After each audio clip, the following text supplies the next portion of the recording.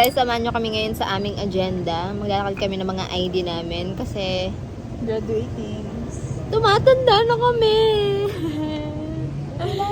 Tagal mo na sinasabi yan. Walang machine. Tagal mo na sinasabi magbabayad Walang ka. machine. Turn na Walang tayo. machine. Ngayon ako pa din naghintay.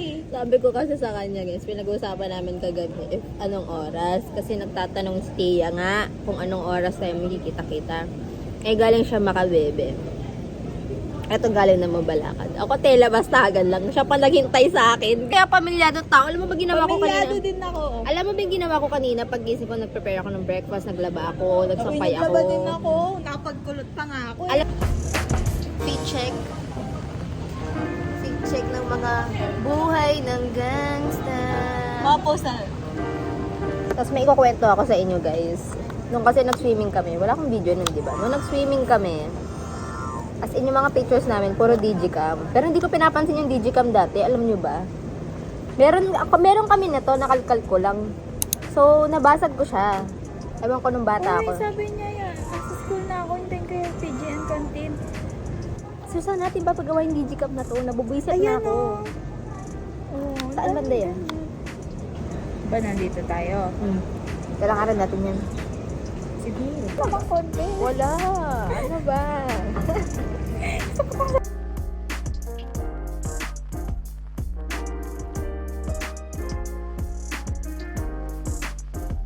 So, pupunta kami ngayon sa PGN. Kumain siya mag-isa guys, hindi niya kami inisip. Nagbuko pa talaga siya. So, kakain na siya guys.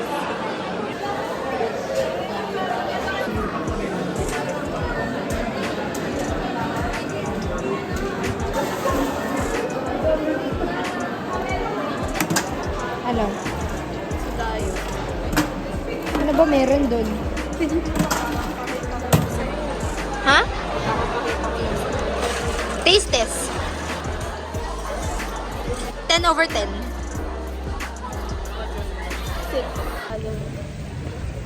I-check. Red vlogs. So, punta kami ngayon sa testing center kasi may kakausapin kaming This is advice. this is advice. Sana talaga. Ay, hindi ba confirm? No. So guys, tapos na kami makausap yung aming research advisor. Hindi namin kiniklaim, di pa sure. Sana. Para daw sure dapat. Tagal din.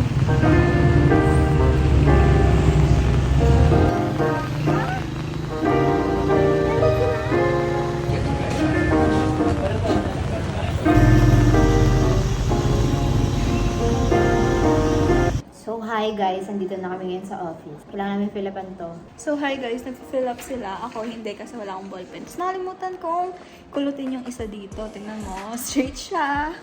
Kwento mo wala akong ID kanina. Alam mo ba? Alam mo guys? Oh my God.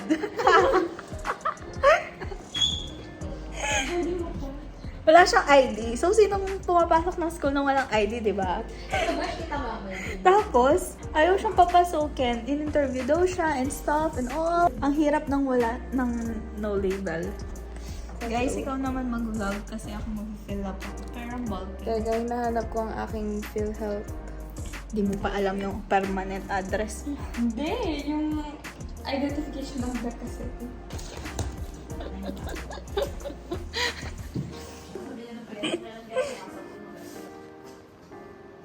Wala naman kami unit. So, tapos na kami mag-fill up ng form.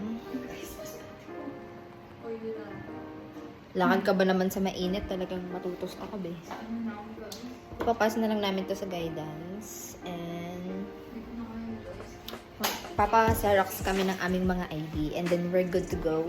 Xerox tapos guidance. Makapagod. So, hintayin na natin yung grab natin kasi nagpipitik na tong isa. Mag-powder ka ulit. Yung ilong mo nagre-red. Mamaya na sa sasakyan.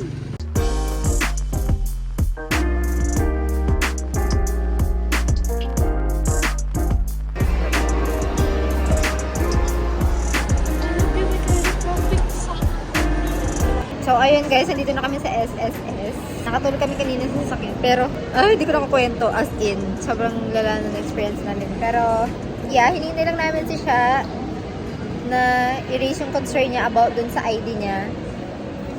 So, hintayin na lang namin siya. Nakapila siya ngayon. Una naman siya. Next na naman siya. So, mom, if you're watching this, nasa marquee ako na hindi ako nagpapaalam sa'yo. So, sinama lang namin si siya sa kanyang ID. Sa pinag-usapan namin na ayusin na namin lahat ngayon para hindi na namin siya poproblemahin. Kung bakit nandito kami ngayon. Sabi ko nga, wag na tuloy na ako. Eh, ano sabi ni mother? Ngayon na, isahan na lang. Sorry, mom. Bait mo dyan.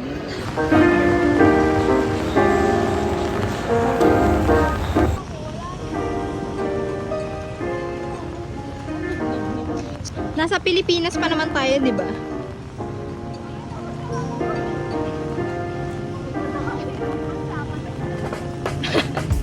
Malay mo, mapunta tayo sa ibang planeta sa paglalakad natin to. Tignan lang namin. Beauty check. Hulas check ba yan? So, iyan pala yung sinasabi mo, be.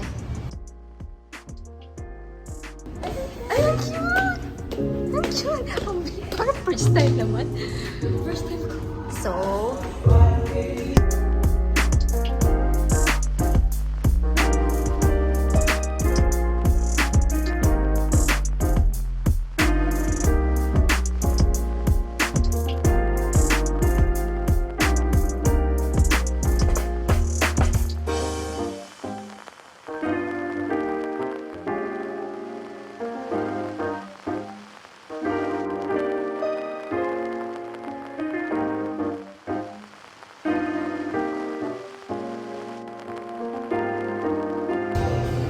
ganda mo naman, Janet. Grabe naman.